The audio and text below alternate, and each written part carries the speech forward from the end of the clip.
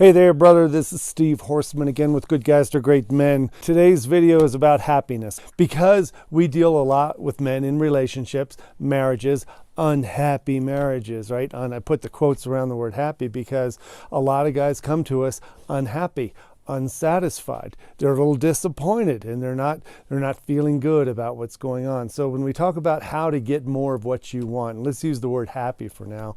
We talk about this common phrase that happiness is not a place to get to, it's a place you must come from. When we look at happiness as a place we have to get to, we start looking outside ourselves to see if somebody's going to bring it to us. Like we're waiting at a table with our napkin and our shirt and our fork and our knife. When is my happiness coming? It reminds me of an old Peanuts cartoon when Lucy is at her psychiatric booth saying free advice for 5 cents. And Charlie Brown comes up and says, "What's the purpose of life?" And Lucy goes, "It's to make other people happy." And then Charlie Brown says, "Well, somebody's not doing their job." And that's just a funny way to remember that it's nobody's job to make us happy.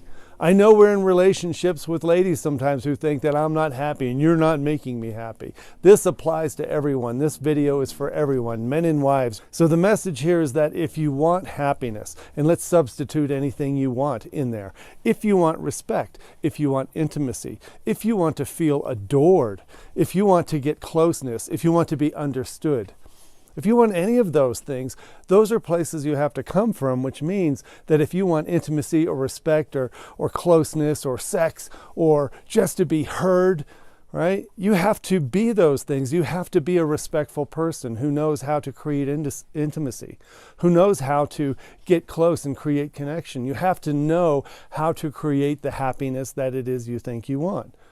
And what we mostly do when we're starting to feel these feelings of unhappiness and dissatisfaction and disconnection, we're feeling disrespected and we're feeling unappreciated and all of those things. We go into this mode where our foreheads crinkle and we're pissed because we're not getting what we want. And we totally forget that the only way you ever get what you want is to be what you want, to become what you want. And so yes, in a crappy marriage with kids screaming, when you're in the living room arguing over what's for dinner and the dog puked on the rug, somebody has got to take the lead. It never happens simultaneously. So somebody's got to take the lead and tell a joke and realize that what's happening here is just stuff. It's just bullshit.